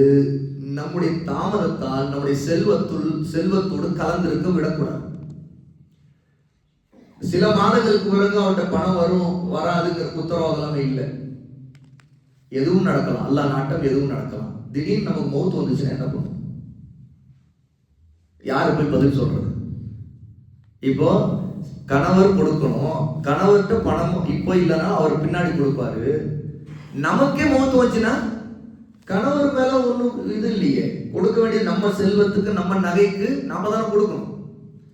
அப்ப என்ன சட்டம்னா, நாம் நம்மிடம் கைவசம் பணம் இல்லை அப்படின்னா ஒரு வழி இருக்கு, இன்னொருத்தருக்கு கடன் கேட்கணும். ஏன்னா இந்த நகையை விற்க முடியல, இப்போ உடனே விற்கிறத விட சொந்தத்திலேயே தெரிஞ்சவங்க, இப்போ உதாரணத்துக்கு ஒருத்தர் 10,000 ரூபாய் சக்காத் கொடுக்க வேண்டியது இருக்குது அவருடைய நகைகளுக்கு. கணவர்கிட்ட பணம் இல்லை, நல்லா தெரிஞ்சவங்கள்ட்ட அறிஞ்சவங்கள்ட்ட ஒரு 10,000 ரூபாய் கொடுப்பா, ஒரு 3 மாசம் கால அளவு தவணை கொடு, இன்ஷா அல்லாஹ் நான் கொடுத்துட்றேன் அப்படின்னு சொல்லி வாங்கி கொடுக்கலாம். கடனை அடைச்சிடலாம். ஏன்னு கேட்டா கடன் எப்படி இருந்தாலும் இதுல இருந்து கொடுக்கப்பட வேண்டியது. ஒருத்தர் மூத்தா போனா கூட அவருடைய செல்வத்துல கடனை வாரிசுதான் அடைச்சுதான் ஆகணும், வாரிசுதான் அடைச்சுதான் ஆகணும். கடன் கொடுத்தவரு சிலது தாமதிக்கும் செய்யலாம், அவர் டைமும் கொடுக்கலாம். ஆனா ஜக்காத்துடையது இன்னொருத்தருடைய ஹக்கு. அவருக்கு போனா அவருக்கு தேவை இருக்கு, ஏற்கனவே அவர் ஒருத்தர் கடனாளியா இருப்பாரு, அவருக்கு இது பயன்படும் இல்லையா? ஒண்ணு கடன் வாங்கி கொடுத்து உடனே கழிச்சிருங்க, அந்த கடனை நிறைவேற்றிடுங்க. தொழுகை நேரம் வந்தா எப்படி அந்த நேரத்தை தொழுதணுமோ அது போல ஜக்காத் கொடுக்க வேண்டிய நேரம் வந்துச்சுன்னா ஜக்காத்தை அதனுடைய செல்வத்தை எடுத்து உரியவர் நம்ம கையில இருந்து செலவு கொடுத்துடணும், அது நீங்கிடணும் நம்ம இடத்துல. தகுதி உள்ளவர்கிட்ட போகும். அந்த தகுதி உள்ளவர்களை தேடுவதில் சிலருக்கு தாமதமாகலாம். யாருக்கு தகுதி இருக்குது, யாருக்கு கடன் இருக்குது, சிரமத்தில் இருக்கிறாங்க, இதை பார்த்து கொடுக்கறதுல சில நாள் தாமதமா இருக்கலாம். அதே அல்லாஹ் நம்ம இது குற்றம் பிடிக்க மாட்டான். ஆனா தகுதி உள்ளவர்கள் இருக்கும் போதும் நம்முடைய செல்வத்தில் அதை நிறுத்தி வைக்க கூடாது. அதுக்கு முதல் பிரச்சனை என்னன்னா, நம்முடைய செல்வத்துல அது என்ன ஆகும் தெரியுமா? நம்முடைய பறக்கத்தை நீக்கும். ஏன்னா அது ஒரு அசுத்தம், சுத்தம் பண்ணாம இருக்குது. நம்முடைய செல்வம் சுத்தம் பண்ணாம கூடவே இருக்குது அதுல, ஏன்னா இன்னொருத்தருடைய ஹக்கு. ரெண்டாவது நிலையாமை இருக்குது, நோ கேரண்டி. நம்ம தள்ளி போடுறோம், தாமதிக்கிறோம் நினைச்சு நம்ம பின்னாடி கொடுத்துறதா போறோம் நினைச்சுக்கிட்டே இருக்க வேற எது வேணாலும் நடக்கலாமே. அப்போ அதனால உரியவங்களுக்கு போய் சேராம தடுக்கப்படுது. இப்படிப்பட்ட எண்ணத்துல நாம இதுக்கு அப்படின்னா பரவாயில்லைங்க, ஒரு 2 மாசம் கழிச்சு கொடுத்துங்க, 3 மாசம் கழிச்சு கொடுத்துங்கன்னு சொன்னா இப்படி ஒவ்வொருத்தரும் இதையே சாக்கா எடுத்துப்பாங்க. யதார்த்தம் மனிதனுடைய இயல்பு. என்கிட்ட பணம் இல்லைங்க, எனக்கு வர்றது 6 மாசம், நான் என்ன செய்ய 6 மாசம் தான் கொடுப்பேன். ஆனா செல்வம் இருக்குது, எது அது தங்கம்னா தங்கமா இருக்குது. அப்ப தங்கத்தை விற்றாவது கொடுக்கும். ஒண்ணு கடன் கிடைக்கல, அந்த தங்கத்தை விட்டுருங்க, அல்லாஹ் கொடுப்பான். உங்க கடனை நிறைவேற்றுகிறீங்க அல்லாஹ்வுக்கு அஞ்சினா அல்லாஹ் உங்களுக்கு பன்மடங்காக திருப்பி கொடுப்பான், பன்மடங்காக அல்லாஹ் திருப்பி கொடுத்துரும். ஆகவே அல்லாஹ்வுடைய இந்த கடமையை நிறைவேற்றுவது மனிதர்களுடைய ஹக்கை நிறைவேற்றும் போது அல்லாஹ் தஆலா அதற்கு பன்மடங்காக திரும்பி தருவான். அதனால அதை பத்தி கவலைப்படாதீங்க, மனம் நெருக்கடிக்கு ஆளாகாதீங்க, சிரமமா உணராதீங்க. சரி கையில இல்ல, அல்லாஹ் கொடுப்பான், நம்ம கடமை நம்ம நிறைவேற்றுவோம், பிஸ்மில்லா. சரி இல்லையா பரவாயில்லைங்க, இந்த இந்த மோதிரத்தை வித்துருவோம், இது எவ்வளவு வருதுன்னு பாருங்க, ஜக்காத்தை கழிச்சிருவோம், ஜக்காத்தை கொடுத்துருவோம். இல்ல இந்த செயினை பாருங்க எவ்வளவு வருதுன்னு பாருங்க. உடனே போவோமா நகை கடைக்காட்ட போய் இது எவ்வளவு வருதுங்க, சரி இந்தாங்க நான் வித்துறேன் பணத்தை கொடுங்க, உடனே அதை கொடுத்துட வேண்டியது. ஜக்காத்து கொடுத்து முடிச்சு அல்ஹம்துலில்லாஹ், அல்லாஹ் கொடுத்துருவோம். ஏன்னா அல்லாஹ் தானே அதை கொடுத்துருக்கான், கொடுத்தவன் பன்மடங்கா தருவான். நாம் அந்த கடமையை நம்ம உண்மையில அல்லாஹ்வுக்காக நிறைவேற்றினோம். சரிங்களா? அதனால அதை பத்தி கவலைப்படாதீங்க, அல்லாஹ் கொடுப்பான், திரும்ப கொடுத்துருவான் இன்ஷா அல்லாஹ். என்னுடைய ஜக்காத் பணத்தை என்னுடைய கணவரின் கடனை அடைப்பதற்கு கொடுக்கலாமா? அந்த கணவர் உண்மையிலேயே கடனால் சிரமப்படக்கூடியவராக இருந்தால் கொடுக்கலாம். பெண் தன் மனைவி, அதாவது அவருடைய ஜக்காத்தை கணவருடைய அந்த கடனை அடைக்க கொடுக்கலாம். ஆனா ஒரு சட்டம் இருக்குது, அவர் அந்த கடன் இருப்பதால் சிரமத்தில் இருப்பவராக இருக்கணும். சிலருக்கு கடன் இருக்கும், ஒரு சிரமம் இருக்காது, அவங்க சம்பாதிப்பாங்க எப்பவும் போல, அவங்க கொஞ்சம் கொஞ்சமா அடைச்சிக்கலான் இருப்பாங்க. அதே மாதிரி எந்த நிர்பந்தம் இருக்காது, தவணை நீளமா இருக்கும், சரியா? இப்படிலாம் இருக்கும். அவங்க அவங்களுக்கு ஒரு கான்பிடன்ட் இருக்கும், அது இருக்குதுங்க ஒரு 10 லட்சம் எனக்கு கடன் இருக்குதுங்க, அதெல்லாம் பிரச்சனை இல்லை, கொஞ்சமா அடைச்சிருவேன், நமக்கு கடன் இருக்குதுன்னா அது ஒன்று நெருக்கடிலாம் இல்லை, கொடுத்துருக்கிறதே என் பொண்டாட்டி தான் கொடுத்துருக்குறா அப்படிமா, சரியா? அதனால நமக்கு ஒரு பிரச்சனையும் இல்லை. அப்போ இந்த மாதிரி சில விஷயங்கள் நெருக்கடி இல்லாம இருக்கிற கடன், அந்த கடனை மனைவியுடைய ஜக்காத்துல இருந்து அடைக்கிறதுங்கிறது இல்லை. ஏன்னா தேவை உள்ளவர்களுக்கு தான் முதல்ல முன்னுரிமை கொடுக்கணும். இதுதான் அது ஒரு அடிப்படை. ஜக்காத் யாருக்கு தேவை இருக்கிறது, அந்த தேவை உள்ளவங்க அடையாளம் காணணும். உண்மையிலே கடனால் ரொம்ப கஷ்டப்படுற ஒரு தேவை இருக்குது அப்படின்னா அவங்களுக்கு முதல் முன்னுரிமை கொடுக்கணும். அப்துல்லாஹ் இப்னு மஸ்ஊத் ரலியல்லாஹு அன்ஹு அவங்க கடன் பிடிச்சு சிரமப்பட்டாங்க. அப்போ ஜைனப் ரலியல்லாஹு அன்ஹா, அதாவது அப்துல்லாஹ் இப்னு மஸ்ஊதுடைய மனைவி ஜைனப், அவங்க ரசூலுல்லாஹ்ட்ட கேட்டாங்க, யா ரசூலுல்லாஹ், என்னுடைய ஜகாத்தை என்னுடைய கணவர் இப்னு மஸ்ஊதுக்கு கொடுக்கலாமான்னு, ஏன்னா அவர் சிரமப்படுறாரு அப்படின்னு. அப்போ ரசூலுல்லாஹ் சொன்னாங்க, உன்னுடைய ஜகாத்தை நீ அவருக்கு கொடு அப்படின்னு. அவர் தேவை இருக்குன்னா நாம கொடுக்கலாம், அந்த கடனை உடனே அடைக்கணும், அது ஒண்ணு இருக்குது.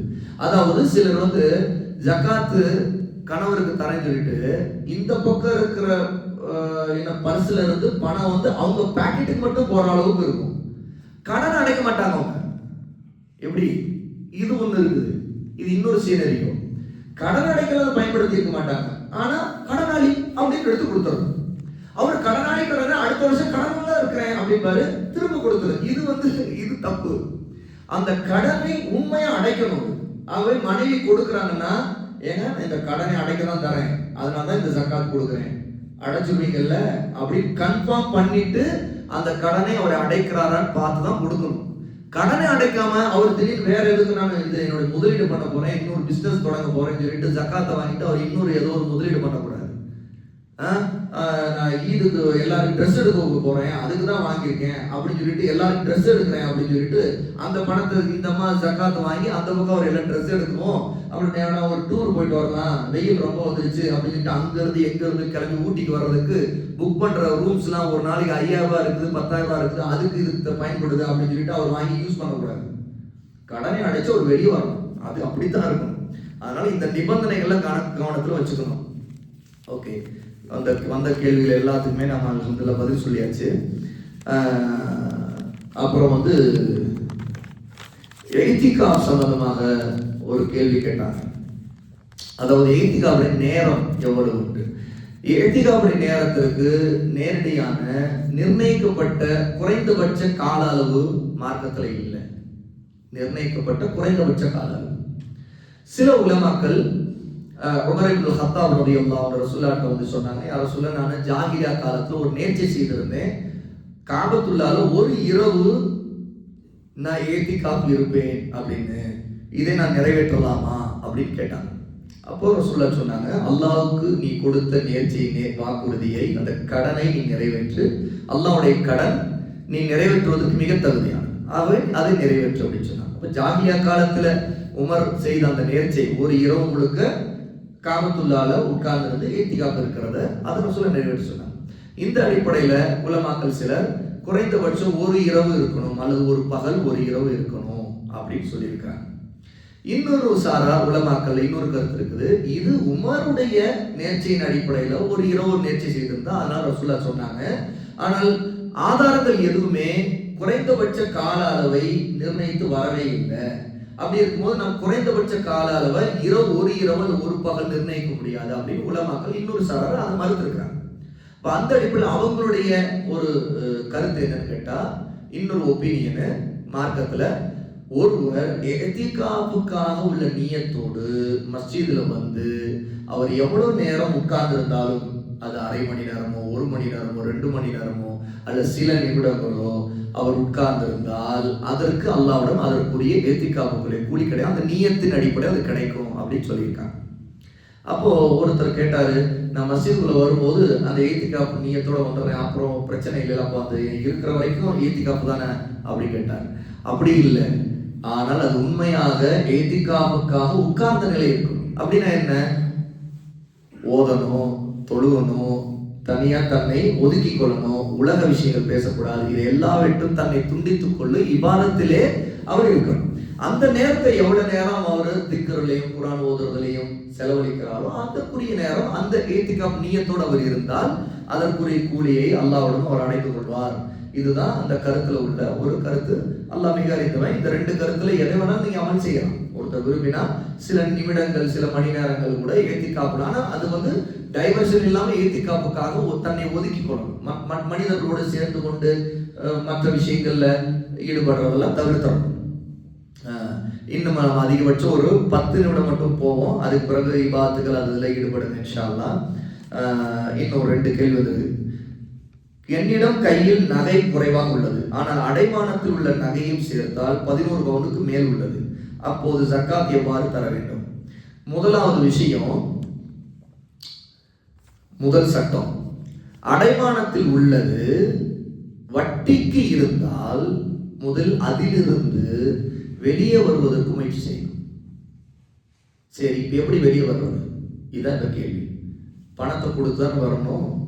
சரி, பணம் இல்லை, என்ன செய்ய? அடைமானத்தில் இருக்கக்கூடிய நகையை எடுப்பதற்கு கையில் இருக்கிற நகையை விற்றோ அல்லது அதன் மூலமாக அடைமானத்தில் வெளியே வர முடியுமா? வந்துடணும். இப்ப இந்த கேள்வியில பாத்தீங்கன்னா கொஞ்சம் நகை கையில இருக்குது, இன்னும் கொஞ்சம் அடைமானத்தில் இருக்குது. ரெண்டும் சேர்த்து கணக்கிட்டதான் 11 பவுன் தொடுங்கிறாங்க. அப்போ என்ன ஒரு விஷயம் தெரியுதுன்னா, ஏதோ ஒரு 4-5 பவுன் அடைமானத்தில் இருக்குன்னு தெரியுது, ஏதோ ஒரு 4-5 பவுன் கைவசம் இருக்குன்னு தெரியுது. இப்போ அடைமானத்துல வச்சது மார்க்கத்துல கூடுமா? கூடாது. என்கிட்ட அங்க வட்டி முறையில தான் வச்சிருப்பாங்க. ரசூலுல்லாஹ்வுடைய காலத்துல அல்லது ஒரு சேஃப்டி டெபாசிட்ங்கிற அடிப்படையில வந்து எந்த லாப நோக்கம் இல்லாம வட்டி இல்லாம இன்னைக்கு அடைமானம் தர்றவங்கன்ட்டு பெரும்பாலும் யாரும் பார்க்கறது இல்லை. சிலது வட்டி இல்லா கடன் முறையில செய்யறவங்க அந்த அடைமானத்தை செய்யறாங்க.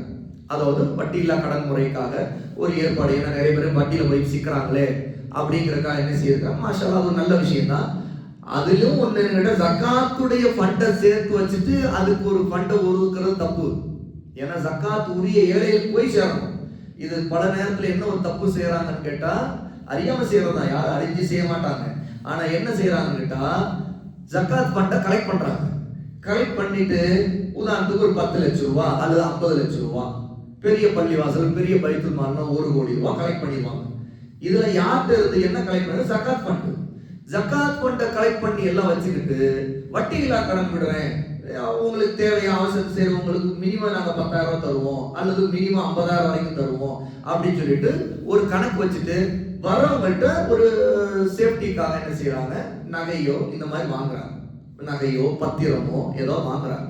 வாங்கிட்டு பிறகு இவங்க அவசர தேவைக்குள்ள அந்த பணத்தை கொடுக்குறாங்க. இந்த பணம் எந்த பணம் கேட்டா ஜக்காத்துடைய பணம்.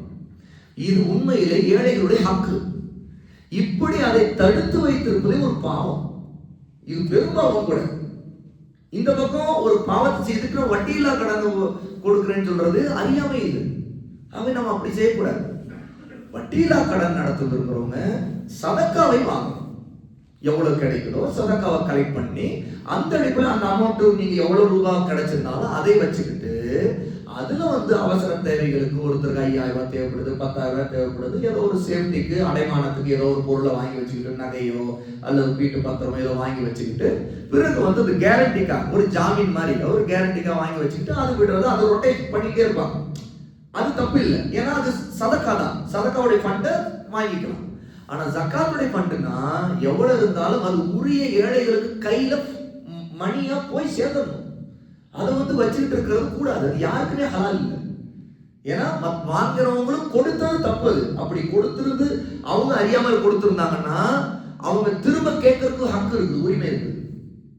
ஏன் தெரியாம கொடுத்துட்டாங்க, இப்ப அவங்கள்ட்ட கொடுத்தவங்கள்ட்ட சொல்லலாம், நான் தெரியாம ஜக்காத்தை கொடுத்துட்டேன்ப்பா, நான் கொடுத்த அந்த 10,000 ரூபாய் ஜக்காத்து அமௌண்ட் தான், அதை கொடுத்துருங்க திரும்ப அப்படின்னு கேட்கணும். இல்லைன்னா நான் சொல்ற ஆள்கிட்ட நீங்க ஜக்காத்து நான் யாருக்கு தரணும்னு நினைக்கிறேனோ அவங்களுக்கு கொடுத்துருங்க அப்படின்னு சொல்லிட்டு அந்த ஃபண்டை திரும்ப வாங்கிடணும், வாபஸ் வாங்கணும். ஏன்னா அந்த ஜக்காத் நிறைவேறாது, அவங்க ஜக்காத் கொடுக்கலன்னு அர்த்தம். அந்த ஃபண்டை அவங்க தடுத்து வச்சிருக்கிறது அறியாமையில தடுத்து வச்சிருக்கிறாங்க. அதை ரொட்டேஷன் விடுறதும் தப்பு, அது இன்னொருத்தருடைய ஹக்கு. உங்க பணத்தை எடுத்துட்டு நான் தர்மம் பண்றேன்னு சொல்லி ரொட்டேஷன் விட்டா எப்படி? அந்த மாதிரிதான் அது. இன்னொருத்தருடைய ஹக்கை எடுத்து வச்சுக்கிட்டு நான் ரொட்டேஷன் பண்ணி நான் தர்மம் பண்றேன் அப்படின்னு சொல்லிட்டு இன்னொருத்தர் போட்டு எடுத்து தர்மம் செய்வாங்க கூட, அது கூட. அவை சதக்கா ஃபண்டா உருவாக்கி அதை பண்ணலாம். இப்ப இங்க கேள்வியில இருக்கக்கூடியதுல இருந்து முதல் விஷயம், முதல்ல இந்த அடைமானங்கிறது வட்டி அடிப்படையில இருந்துச்சு அப்படின்னா முதல்ல அதுல இருந்து வெளியே வந்து, ஏன்னா அது ஒரு பெரும்பாவம். சரி என்ன பண்ணலாம், கையில நகை கொஞ்சம் இருக்குதுல்ல, இதை வித்தாவது அந்த அடைமான பொருள் இருந்து வெளியே வந்தோம், அதாவது வட்டியிலிருந்து வெளியே வரும். அல்லாஹ் கொடுப்பான், அல்லாஹ்வே தவக்குல் வை, ரப்பு அவன் தான், அவன் கொடுத்துருவான். நாம் அதற்கு கீழ்ப்படியணும், அல்லாஹ் சோதனையா வச்சிருவாங்க. என்ன ஆகும், பலரும் இப்படி போய் வச்சோம், கடைசியில் மீட்கவே முடியறது இல்லை. 99.99% யாரெல்லாம் அடைமானத்துல வச்சாங்க அவங்களுடைய வரலாறு கேட்டு பாருங்க, எங்க பார்த்தாலும் இந்த ஒரு புலம்பல் இருக்கும், என்ன கடைசியில் போயிடுச்சு. இது ஏன் வச்சுட்டு இப்படி வெயிட் பண்றாங்க தெரியுங்களா? இது நம்முடைய பிரச்சனை. நம்முடைய உள்ளத்துல அந்த குறிப்பிட்ட நகையுடைய டிசைன் மேல ஒரு பெரிய ஈர்ப்பு. அந்த டிசைன் திரும்ப பண்றது கஷ்டம், வாங்குறது கஷ்டம். அதனால வட்டிக்கு லோன்ல ஒரு அடைமானத்துல இருக்கட்டும், திரும்ப அதே அந்த நகை வாங்கிடலாம்.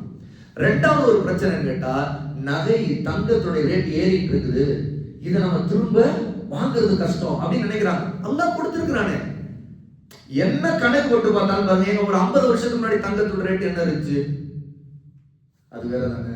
10 வருஷத்துக்கு முன்னாடி எப்படி இருந்துச்சு, ஒரு 5 வருஷத்துக்கு முன்னாடி எப்படி இருந்துச்சு. அல்லாஹ், அதனால ரசூல் சொல்றாங்க, அல்லாஹ் தான் விலைவாசி உயர்த்துகிறான் ஹதீஸ். அல்லாஹ் விரிக்கிறான், சுருக்குகிறான் ஹதீஸ். அவன் அல்லாஹ் தஆலா விலைவாசியை அதன் சூழ்நிலைக்கு ஏற்ற மாதிரி அல்லாஹ் மாற்றுவான், ஏற்றுவான். அது நடக்கும், அல்லாஹ்வுடைய விதிப்படி தான் நடக்குது எல்லாமே. அவன் அல்லாஹ் கொடுப்பான்னு நம்பிட்டா நமக்கு இந்த பயம் முதல்ல போயிடும். அல்லாஹ் தான் கொடுத்தான், எதுக்கு அந்த வட்டியில போய் நம்ம மாட்டணும், நான் வித்துறேன், வித்துட்டு வெளியும் டக்குன்னு வெளியும் அல்லாஹ் ராகத்தை ரப்பின் பக்கம் தவக்கல் வச்சு திரும்பிடுவோம். நம்ம இல்லையா வைங்களேன், ரப்பின் மேல இருக்கிற தவக்கல் அடி வாங்கிடும்.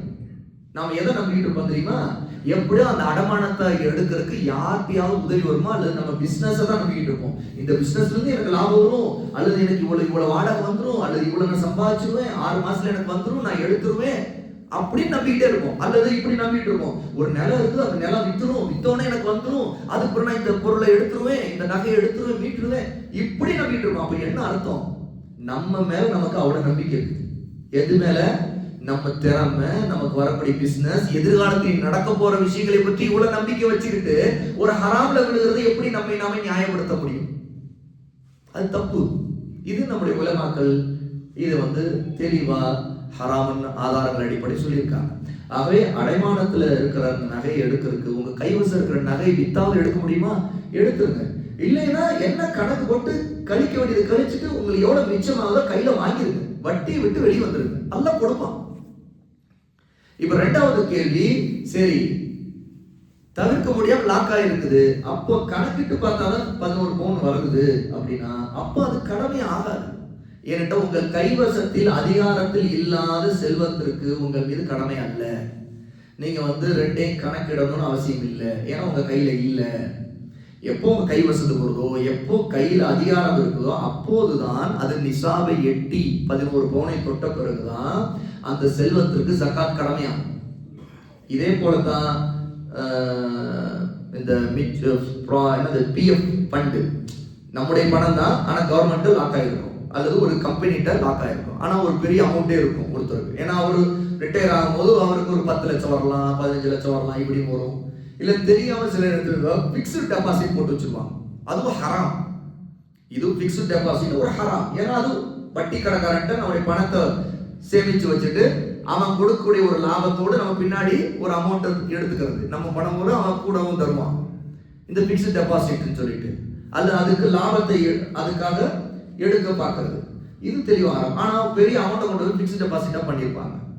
அப்போ இதில் எடுக்க முடியும்னா எடுத்துடணும்.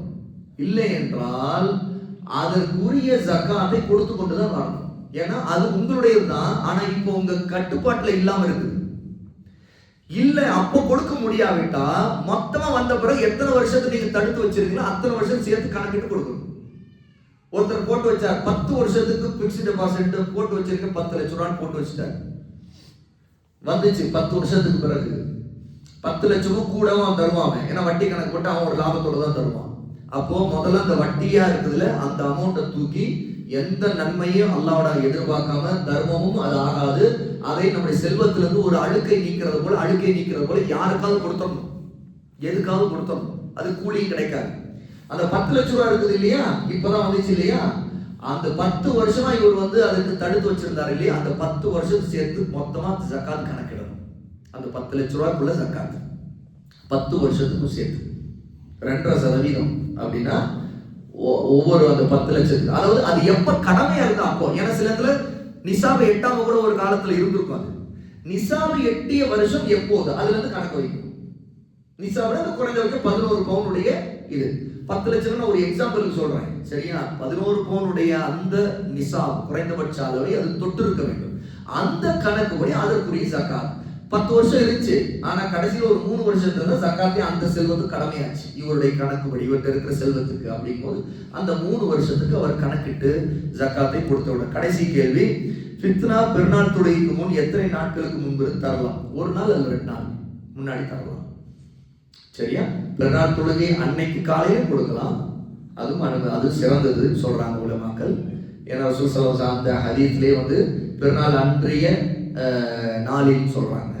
அதே நேரத்தில் அது நம்ம அந்த நாளில் கொடுக்க முடியாமல் செலுத்து தவறுங்கிறனால தான் ஒரு நாளுக்கு முன்னாடி 2 நாளைக்கு முன்னாடி கூட கொடுக்கலாம். ஆகவே இதுதான் அடிப்படை. இதோட நம்ம நிறைவு செய்யலாம் நினைக்கிறேன். கடைசி ஏதாவது அவசர கேள்வி இருக்குதா? இன்னும் 3 நிமிஷம், சரியா? இன்றைய நம்முடைய அமர்வு என்ன கேட்டீங்க? அதுல லைலத்துல் கத்ரை எப்படி அடைந்தோம் என்பது தெரியுமா? முதல் விஷயம், எல்லாருக்கும் தெரியணுங்கிற சூழல் இருக்காது. நாம அதோடைய உணர்வு சில நேரங்களில் ஒருத்தருடைய இபாதத்தில் கிடைக்கக்கூடிய நிம்மதி, அவருடைய சுபுகுடைய நேரம் இருக்கக்கூடிய அமைதி, அந்த சுபுகுடைய நேரத்தில் சூரியன் ஒரு சிவந்த ஒரு மஞ்சள் நிறத்தில் பார்ப்பதற்கு குளுமையா, அதாவது எரிச்சல் இல்லாத ஒரு குளுமையான நிலையில தெரிகிறது. இப்படி பல அடையாளங்களை குர்ஆன் சுன்னா ஹதீஸ் மூலமா குர்ஆன் சுன்னா மூலமா சொல்லியிருக்கிறாங்க மூலமா. ஆனா இது பெரும்பாலும் நம்ம அதை தேடிக்கொண்டிருக்கணும்னு அவசியம் இல்லை. ரசூல் ஸல்லல்லாஹு அலைஹி வஸல்லம் அந்த அடையாளங்களை தேடுங்கள் கட்டளையிடல. நமக்கு அந்த அடையாளங்களை நீங்கள் தேடிக்கொள்ளுங்கள் கட்டளையிடல. ஏன்னா அது எல்லாருக்கும் தெரியாது, பல நேரம் நல்லா தான் அறிந்தவர். ஆகவே நாம லைலத்துல் கத்ரை தேடணுமே தவிர அடையாளங்களை தேட தேவையில்லை. இதுதான் உலமாக்கள் நம்ம சொல்றது. அந்த அறிவுரையை நாம நம்மால் முடிஞ்சவரை இபாதத்துகளுக்கு நேரங்களை செலவழிக்கணும். அல்லாஹ் நாடும் போது நமக்குரிய அந்த லைலத்துல் கத்ர் கபூல் ஆகிவிடும், சரியா? ஆகவே அடையாளங்களை பார்த்து நான் அடையாளங்களை பார்க்கலன்னு சொல்லிட்டு இந்த உம்மத்து விரக்தி அடைகிற சொல்றதை விடலை. அடையாளங்களை பார்க்கலையே, நான் இவ்வளவு இபாத் செய்தேன்னு எதுவுமே எனக்கு தெரியலையே அப்படின்னு ஒருத்தருக்கு, அதனால ஒருத்தருடைய அடையாளங்கள்ல ஒரு அமல் அல்லாஹ்வோட கபூலா இருக்கிற அடையாளங்கள் ஒன்றா சொல்லப்பட்டது. அந்த அமலை நம்ம திரும்ப திரும்ப சிறப்பா செய்துகிட்டே இருக்கிறது, நீடித்த அமல். அது இருந்துச்சுன்னா அல்லாஹ் ஒரு அமலை கபூல் செய்துட்டான்னு ஒரு அடையாளங்கிறாங்க. சரி, இந்த மாதிரி பல கருத்துக்கள் இருக்குது. அல்லாஹ் மிக அறிஞ்சவன். அவை நாம அதுக்கான முயற்சி செய்துட்டு இருப்போம். அல்லாஹ் நாடும் போது நிச்சயமா அதை நம்ம அடைஞ்சிருப்போம். அல்லாஹ் மிக அறிஞ்சவன். ஓகே, சுப்ஹானக்கல்லாஹு வ பிஹம்திக அஷ்ஹது அல்லா இலாஹ இல்லா அன்த அஸ்தக்ஃபிருக வ அதூபு இலைக். அஸ்ஸலாமு அலைக்கும் வரஹ்மத்துல்லாஹி வபரகாத்துஹு.